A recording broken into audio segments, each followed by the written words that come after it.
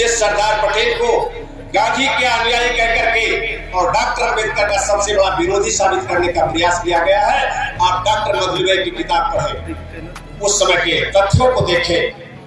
सरदार पटेल ने यमार जयकर की सीट खाली करवाई और बाबा साहब डॉक्टर अम्बेडकर को निर्विरोध चुनवा कर लाने का काम। उस समय जीवी मावलंकर नामांकन करना चाहते थे। सरदार पटेल ने उन्हें पत्र लिखा कि मिस्टर मावलंकर, आपने नामांकन पत्र तो ले लिया है, लेकिन आप नामांकन नहीं करेंगे। सीट एक है और उससे डॉक्टर अम्बेडकर और केवल डॉक्टर अम्बेडकर चुन करके आएंगे। आपके लिए फिर बाद में मौका दिया जाएगा कि हर तरीके से निर्विरोध चुनवा करके उनको लाना। किसी को नामांकन नहीं करने दिया गया, समझा बुझा कर, कोई दबाव से नहीं। तो उन स्थितियों में बाबा साहब डॉक्टर अम्बेडकर फिर 23 जुलाई 1947 को निर्विरोध चुन करके संविधान सभा में आए। दुश्मन आप पे बात दरिया दिल हो जाए तो आपको समझना होगा कि उसके पीछे की साजिश क्या। मित्रों, इन्हीं लोगों ने दूरियां बढ़ाने का काम किया। मैं थोड़ा इतिहास में आता हूँ, विषय बड़ा विस्तृत है, इसलिए थोड़ा उसे संक्षेप करना। 1946 में प्रांतीय सभाओं के चुनाव हो रहे थे। सरदार पटेल, चाहे वो 36 का चुनाव रहा हो, 1936 का, और चाहे 1946 का चुनाव रहा हो, कांग्रेस की तरफ से चुनाव समिति के वही संयोजक थे, वही अध्यक्ष। सरदार पटेल ने प्रयास किया कि बाबा साहब डॉक्टर अम्बेडकर के संगठन से उनका समझौता, जिन भी स्थितियों में समझौता नहीं हो पाया, बाबा साहब डॉक्टर अम्बेडकर का संगठन पूरी तरीके से हार गया। इसके बाद जुलाई 1946 में संविधान सभा के निर्विरोध चुनाव हुए। संविधान सभा में कई तरीके के लोग आए हैं। प्रांतीय सभाओं के चुनाव से, प्रतिनिधियों के तौर पर देसी रियासतों की तरफ से, देसी राजाओं की तरफ से और अल्पसंख्यक समितियों की तरफ से, इस तरीके से अलग अलग तरीके से लोग संविधान सभा में पहुंचे। उस समय नोआखाली, जो आजकल बांग्लादेश में है, फरीदपुर, बोरीशाल और ये 4 जिलों को मिलाकर के जो क्षेत्र था, वहां से बाबा साहब डॉक्टर अम्बेडकर मुस्लिम लीग और आदरणीय योगेश कुमार मंडल के सहयोग से चुन करके 20 जुलाई 1946 में संविधान सभा में आए। आने के बाद कांग्रेस के उस क्षेत्र को जो पूर्वी पाकिस्तान में नहीं जाना चाहिए था, नियमों में ढील करके उसे पूर्वी पाकिस्तान में देने का निर्णय किया। उस समय के जो अखबार है, यदि आपको कहीं मिल जाए तो आप पढ़िए। उस समय बाबा साहब डॉक्टर अम्बेडकर की क्या, वो इंग्लैंड तक गए, चर्चिल से मिले, क्लेमेंट एटली जो उस समय का प्रधानमंत्री था उससे मिले, लेकिन बात कुछ में कर गई। इसके बाद स्थितियां बदलती हैं। भारत आने के बाद में जिस सरदार पटेल को गांधी के अनुयायी कह करके और डॉक्टर अम्बेडकर का सबसे बड़ा विरोधी साबित करने का प्रयास किया गया है। आप डॉक्टर मधुमेह की किताब पढ़ें, उस समय के तथ्यों को देखें। सरदार पटेल ने यमार जयकर की सीट खाली करवाई और बाबा साहब डॉक्टर अम्बेडकर को निर्विरोध चुनवा कर लाने का काम। उस समय जीवी मावलंकर नामांकन करना चाहते थे। सरदार पटेल ने उन्हें पत्र लिखा कि मिस्टर मावलंकर, आपने नामांकन पत्र तो ले लिया है, लेकिन आप नामांकन नहीं करेंगे। सीट एक है और उससे डॉक्टर अम्बेडकर और केवल डॉक्टर अम्बेडकर चुन करके आएंगे। आपके लिए फिर बाद में मौका दिया जाएगा। यही बात बीजी खेर को, जो उस समय बंबई के प्रधानमंत्री या मुख्यमंत्री जो भी कह ले, उसमें प्रधानमंत्री कहा जाता था, उनको स्वयं संविधान सभा के अध्यक्ष बाबू राजेंद्र प्रसाद जी से पत्र लिखवाया 30 जून 1947 को, और इसके बाद पहली तारीख को स्वयं भी पत्र उनको लिखा कि हर तरीके से निर्विरोध चुनवा करके उनको लाना। किसी को नामांकन नहीं करने दिया गया, समझा बुझा कर, कोई दबाव से नहीं। तो उन स्थितियों में बाबा साहब डॉक्टर अम्बेडकर फिर 23 जुलाई 1947 को निर्विरोध चुन करके संविधान सभा में आए। आप जानते हैं, बाबा साहब डॉक्टर अम्बेडकर 29 अगस्त 1947 को ड्राफ्टिंग कमेटी का निर्माण हुआ, उसके मेंबर बने और 30 अगस्त को बाबा साहब डॉक्टर अम्बेडकर चेयरमैन।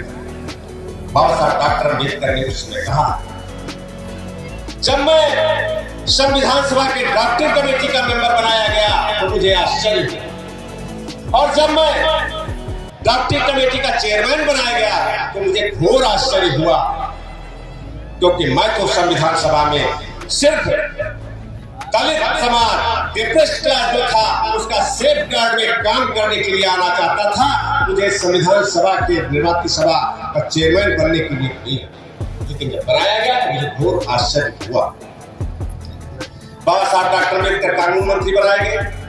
उस समय कानून मंत्री के ऊपर उन्होंने कहा, वो नहीं चाहते थे कानून मंत्री बनना, सरदार पटेल का वो लिखित है सब कुछ। उन्होंने कहा कि कानून मंत्री छोटा पद नहीं है, मैं हूं, आपको आगे भी बहुत सारा अवसर मिलेगा। और फिर कानून मंत्री के रूप में बाबा साहब डॉक्टर अम्बेडकर ने किया आपके साथ। मित्रों, संक्षेप करना चाहता हूं, रिजर्वेशन को लेकर के जो बात कही जा रही है, बाबा साहब डॉक्टर अम्बेडकर जो ये बीएम गाडगिल थे, बीएम गाडगिल ने कहा कि सरदार पटेल तो आरक्षण के विरोधी है। बाबा साहब डॉक्टर अम्बेडकर ने संविधान सभा में आना बंद कर दिया। सरदार पटेल को पता चला, सरदार पटेल का कद उस समय बहुत बड़ा था। सरदार पटेल बाबा साहब डॉक्टर अम्बेडकर के निवास पर गए। बाबा साहब डॉक्टर अम्बेडकर ने इस्तीफा पहले से लिख रखा था, उनकी ओर बढ़ा दिया। सरदार पटेल उसे पढ़ा नहीं, फाड़ा और डस्टबिन में फेंकते हुए कहा, मैं किसान का बेटा हूँ, मुझे पता है कि कौन सा पेड़ कितना फल देगा, आपका इस्तीफा स्वीकार नहीं। जिस समय लखनऊ में पिछड़े वर्गों की सभा चल रही थी, जिसको हमारे लोग बड़ी चर्चा करते हैं, उस पे गोविंद वल्लभ पंत बैठे हुए थे, जो उस समय के यहाँ के मुख्यमंत्री हुआ करते थे। और उस पे बाबा साहब डॉक्टर अम्बेडकर ने जो बयान दिया निर्भीकता से, उसके ऊपर वो तिलमिला गया। और तिलमिलाने के बाद हमारे लोग कहते हैं कि उन्होंने कहा कि अगर दलित और पिछड़े एक हो जाएं, मैं रोटी बेटी की बात नहीं करता, लेकिन दलित पिछड़े अगर एक मंच पे आ जाएं तो निश्चित रूप से गोविंद वल्लभ पंत जैसा ब्राह्मण भी आपके जूते का फीता खोलने में गर्व महसूस करेगा। इस बात को तिलमिला गया। गोविंद वल्लभ पंत ने नेहरू को पत्र लिखा, सरदार पटेल को लिखा, और नेहरू ने जब बाबा साहब डॉक्टर अम्बेडकर को पत्र लिखा तो बाबा साहब डॉक्टर अम्बेडकर ने जवाब में कहा कि यदि मेरे बातों से मैंने जो कुछ कहा, बयान से किसी को तकलीफ हुई है तो मैं इस्तीफा देने को तैयार हूं। उस समय जो सरदार पटेल का पत्र बाबा साहब डॉक्टर अम्बेडकर के लिए है, वो बड़ा महत्वपूर्ण पत्र है। उसमें उन्होंने विस्तार से लिखते हुए अंत में उन्होंने लिखा कि इस समय की जो स्थितियां हैं, कांग्रेस के साथ रह करके ही आप का भाग कर सकते हैं, और कम से कम कांग्रेस में मैं अंतिम व्यक्ति होऊंगा जो चाहो कि आप इस्तीफा दें, इसलिए आपको इस्तीफा नहीं देगा। और आप जानते हैं, जब तक सरदार पटेल जीवित रहे, सरदार पटेल के जीवित रहते हुए बाबा साहब डॉक्टर अम्बेडकर ने इस्तीफा नहीं दिया। जहां तक रिजर्वेशन का सवाल है, सरदार पटेल रिजर्वेशन के विरोधी बताए जाते हैं, किंतु ऐसा है नहीं। बाबा साहब डॉक्टर अम्बेडकर 29 अगस्त 1947 को ड्राफ्टिंग कमेटी के मेंबर बनते हैं। ड्राफ्टिंग कमेटी का गठन होता है, लेकिन संविधान सभा तो पहले चलने लगी। तो सितंबर 1946 को अंतरिम सरकार का गठन हुआ था, और 9 दिसंबर 1946 को सिन्हा साहब, सच्चिदानंद सिन्हा जी संविधान सभा के अध्यक्ष बनाए गए थे। 11 दिसंबर को बाबू राजेंद्र प्रसाद अस्थायी अध्यक्ष के बनाए। 6 दिसंबर से ही संविधान सभा का काम शुरू हो गया। उस समय कमेटियां बनी थी, कई कमेटियां थी, उनमें से एक कमेटी थी अल्पसंख्यक एवं मौलिक अधिकार कल्याण समिति, जिसके चेयरमैन सरदार पटेल।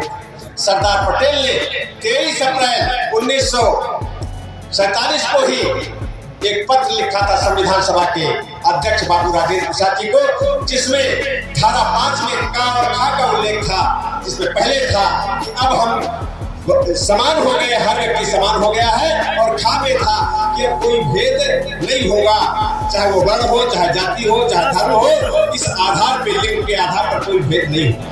लेकिन यदि संघ और राज्य ये समझते हैं कि कोई वर्ग जिसका हक मारा गया है सामाजिक रूप से, शैक्षिक रूप से वो पिछड़ा हुआ है, उसके लिए विशेष सुविधा करना चाहते हैं, तो ये जो क्लास है, ये जो मैंने पत्र लिखा है, ये बाधित नहीं है। इसके बाद 8 अगस्त 1947 को उन्होंने पूरक प्रतिवेदन दिया। उस पूरक प्रतिवेदन में बड़ा स्पष्ट कर दिया कि हम सिफारिश करते हैं कि हम ऐसा आयोग बनाएंगे जो सामाजिक रूप से और शैक्षिक रूप से पिछड़े गए लोग या पिछड़े हुए वर्गों के उन कष्टों का अध्ययन करेगा जिन स्थितियों में कार्य कर रहे हैं, और वो सिफारिश करेगा कि उन्हें किस तरीके से कितना आर्थिक सहयोग दिया जाए और किन किन रूपों में दिया जाए। मैं समझता हूँ परिमार्जित भाषा में 340 का जो अनुच्छेद है वो यही है। इसलिए सरदार पटेल को बाबा साहब डॉक्टर अम्बेडकर का विरोधी कहना उचित नहीं है। यह विषय बड़ा विस्तृत है। मैं एक दूसरी बात रखना चाहता हूँ, सरदार पटेल पर एक आरोप और है, और आरोप लगता है कि वो मुसलमानों के विरोधी थे। मित्रों, मैं 2-3 उदाहरण देना चाहूंगा। नवाब भोपाल सरदार पटेल के बड़े विरोधी थे और उनका रिश्ता था उनकी बेटी और उसके परिवार को सरदार पटेल ने कई महीनों तक अपने सुरक्षा में रखा जब उस समय हिंदू मुसलमान का विवाद चल रहा था। नवाब भोपाल ने बयान दिया कि मैं तो सरदार पटेल का बड़ा विरोधी था, लेकिन जिस तरीके से अपने बेटी की तरीके से मेरी बेटी का सम्मान करते हुए अपने परिवार में रखा है, उससे मैं उनका मुरीद हूं। ये सरदार पटेल को लेकर के सोमनाथ का उदाहरण दिया जाता है कि उन्होंने सोमनाथ का मंदिर बनवा दिया। अब आप अगर जाएं तो सोमनाथ में मंदिर और मस्जिद का कोई विवाद नहीं था, और जो सोमनाथ का स्थिति थी उस समय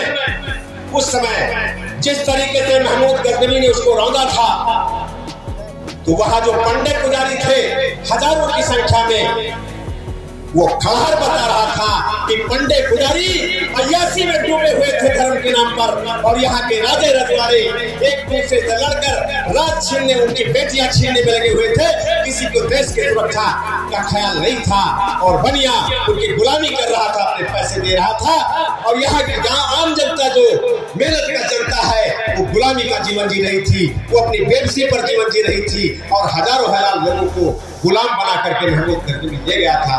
उन्हीं स्थितियों में लोगों की भावनाओं को देखते हुए सरदार पटेल ने सोमनाथ के मंदिर के जीर्णोद्धार की बात कही है। लेकिन जब नंदी की प्रतिमा लगी और उन्हें बुलाया गया कि प्रतिमा स्थापन में आप आ जाइए, सरदार पटेल ने कहा नहीं, मैं उसमें नहीं जा सकता। उसके लिए बाबू राजेंद्र प्रसाद जी गए, सरदार पटेल स्वयं नहीं गए। सरदार पटेल न जातिवादी थे न संप्रदायवादी थे। मित्रों, मैं समझ रहा हूं कि विलंब हो रहा है, मैं 2 मिनट का समय और वो थोड़ा सा मैं चेंज करना चाहता हूँ। विषय तो बहुत है सांप्रदायिकता पर। उन्होंने जिस समय बाबरी मस्जिद का मामला हुआ उस समय जो पत्र लिखा है वो भी बड़ा महत्वपूर्ण है। जिस समय अमृतसर में मुसलमानों को घेरा गया कत्लेआम करने के लिए सिखों और हिंदुओं द्वारा, उस समय सरदार पटेल बीमारी की हालत में गए। बहुत सारी बातें, लेकिन मैं एक अलग बात कहना चाहता हूँ। हमारे जिन महापुरुषों की जयंती है या जो भी महानायक है, बुद्ध से लेकर बाबा साहब डॉक्टर अम्बेडकर, सारे लोग, और हमारे ये जो मुख्य अतिथि और तमाम नेतागण बैठे हुए हैं, ये सारे लोग वर्ण व्यवस्था और जातिवाद के, और वर्ण व्यवस्था को इन्होंने आस्था का आधार बना लिया है। वो आस्था का आधार नहीं है, वो एक मिथक है। उस मिथक को बताना चाहता हूं। आप घरों में देखे होंगे एक चित्र, उस चित्र में एक समुद्र है जो दूध का सागर कहा जाता है, और उसमें 1000 फन वाला एक नाग है जिसमें एक आदमी लेटा है जिसको विष्णु कहते हैं, उसके नाभि से एक कमल है जिसमें एक आदमी बैठा है जिसे ब्रह्मा कहा जाता है, एक औरत बैठी है जिसे लक्ष्मी कहा जाता है। यह वर्ण व्यवस्था का प्रतीक है, ब्रह्मा ब्राह्मण का प्रतीक है जो क्षत्रियों की ताकत और वणियों के पैसे पर पल रहा है। विष्णु क्षत्रियों का प्रतीक है और लक्ष्मी वैश्यों की प्रतीक है, और 1000 फन वाला ये समाज आपका का मेरा समाज, मेहनत का समाज, बहुजन समाज, ये उसका प्रतीक है नाग का। हमारी अज्ञानता है जिस दिन हम ये समझ जाए कि आस्था नहीं है, ये मिथक है, ये केवल प्रतीक है, और ये गलती केवल उसमें ले ले ये जो क्षीर सागर जो हमारा देश है संपत्ति से धन से उसमें डूबते नजर आएंगे, और हम लोग यहाँ के शासन बन जाएंगे। हमारे मुख्य अतिथि यही चाहते हैं। मैं यही बात कह करके अपनी वाणी को विराम देता हूँ। नमो बुद्धाय, जय भीम, जय विज्ञान, जय संविधान, जय